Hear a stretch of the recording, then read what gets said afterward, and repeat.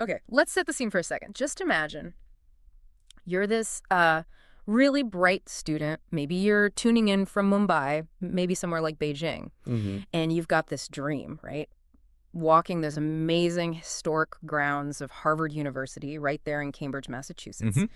You've put in years of work, absolute grind, got the application perfect. It's in, the acceptance letter, it arrived. Your bags are like almost packed for this incredible new chapter. It's late May 2025. Yeah, the excitement must be huge. Exactly. But then, just as you're thinking, okay, I'm ready, let's go, this news drops, suddenly there's this completely new hurdle, something unexpected, and it involves the U.S. government wanting to take a really close look at, well, your social media history. And look, this isn't just some, small change in paperwork. This is a really significant policy shift. It's got major implications, serious ripple effects, not just for students hoping to go to Harvard, but frankly, for universities generally, for the U.S. economy, and maybe even for the whole idea of international study.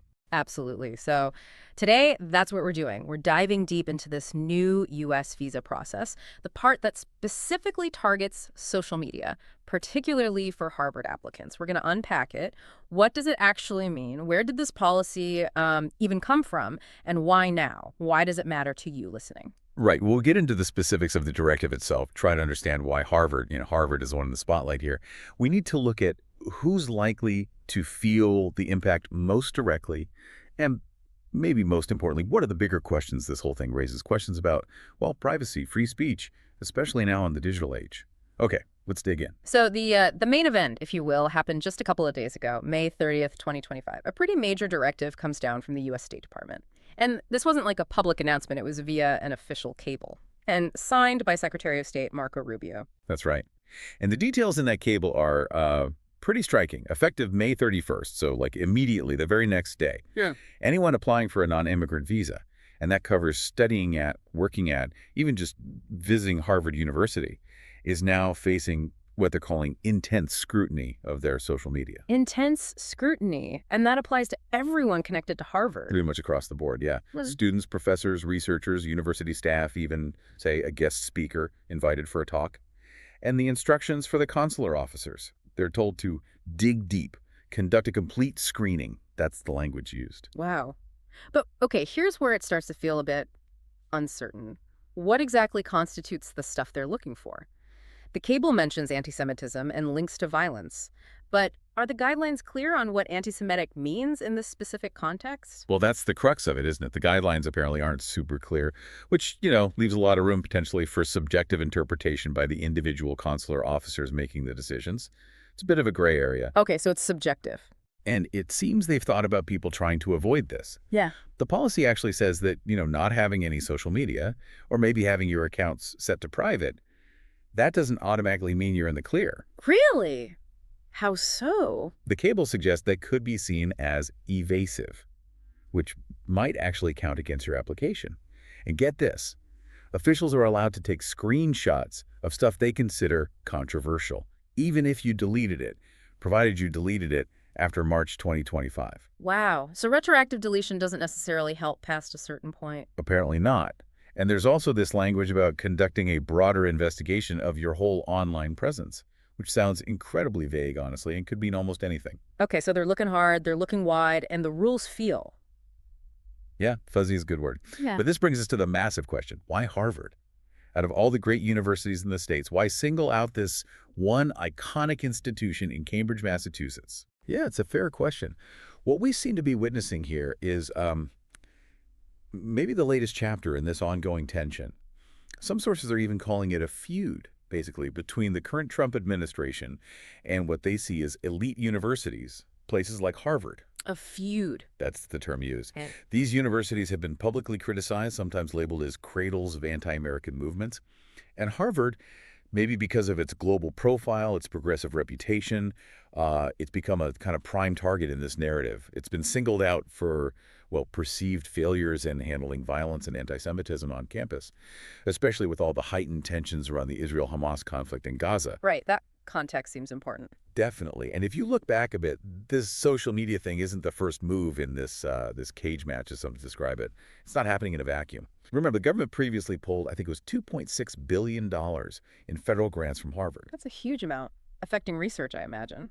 Massively. Impacted research funding significantly.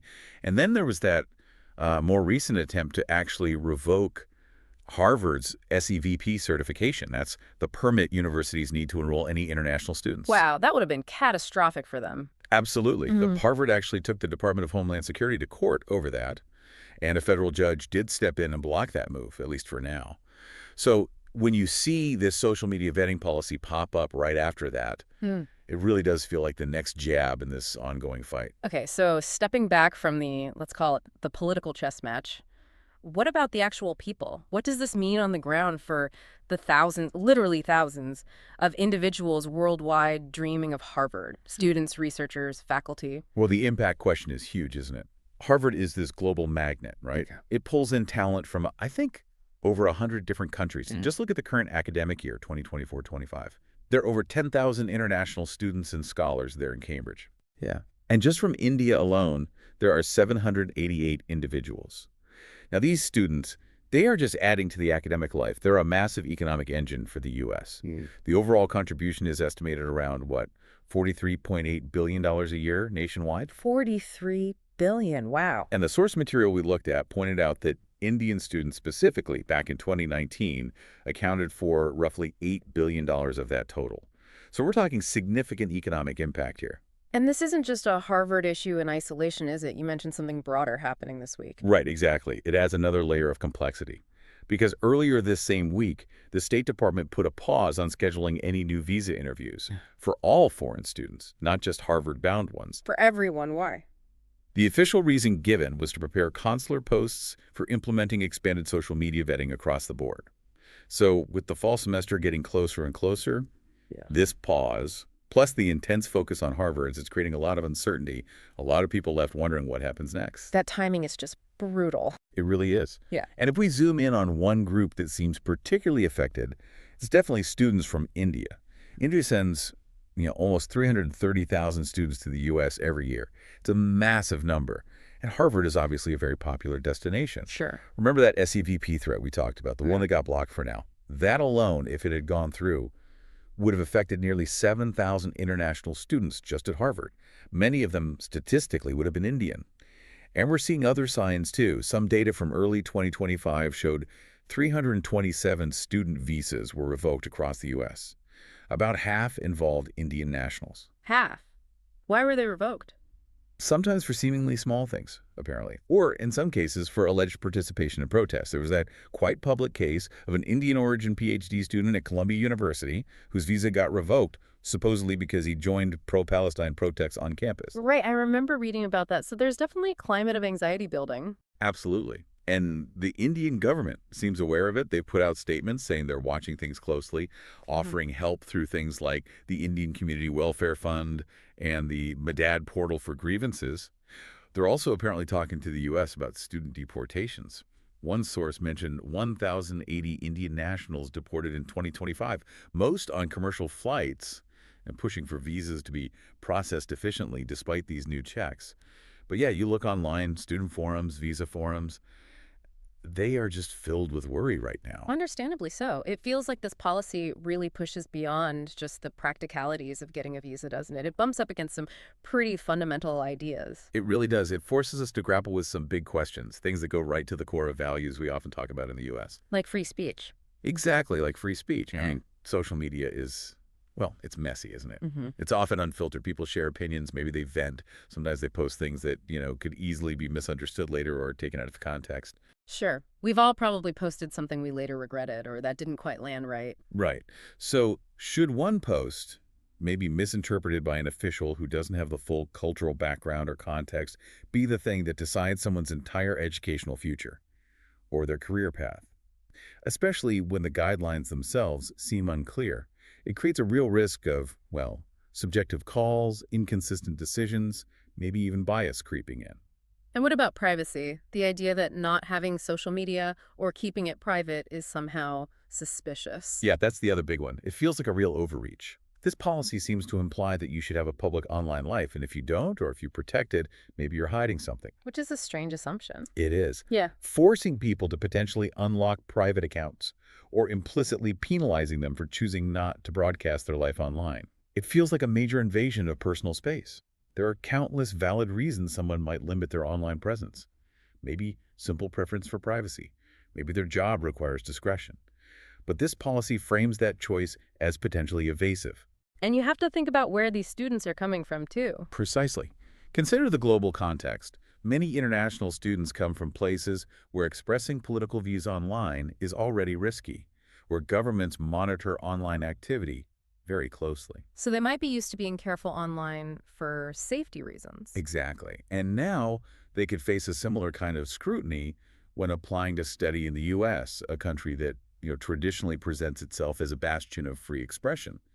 What happens to a student who maybe posted about a human rights issue back home, something perfectly reasonable in their own context, but it gets flagged by a U.S. official who doesn't understand it? Or someone who avoids social media altogether because they're from a conflict zone and worry about their family's safety. Right. And now they get labeled evasive in a visa interview. It just feels completely at odds with the idea of the U.S. being a haven for open discourse and diverse perspectives. So putting it all together, this deep dive really paints a picture of a policy with some pretty far-reaching consequences.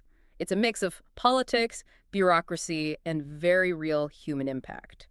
It definitely highlights this tension between security concerns and fundamental values, and it's a stark reminder of how much our digital lives can matter offline. And what's really crucial to remember is that this is currently labeled a pilot program, just at Harvard for now. Yeah. But the cable itself hints that if this is seen as quote-unquote successful, it could absolutely be rolled out to other universities nationwide. So Harvard is like a test case. Potentially, yes. And that broader pause on scheduling new visa interviews for all foreign students, that could continue. Maybe it becomes the new normal, which means more uncertainty for students everywhere. Universities already dealing with, tight budgets could see international enrollment drop. That affects their finances, sure, but also the diversity these students bring. And while Harvard is fighting back on some fronts, like they did with the SEVP threat, legal challenges take time. A lot of time. So for anyone listening who is actually aiming for Harvard right now, or maybe in the near future, the advice seems pretty stark based on this. It does.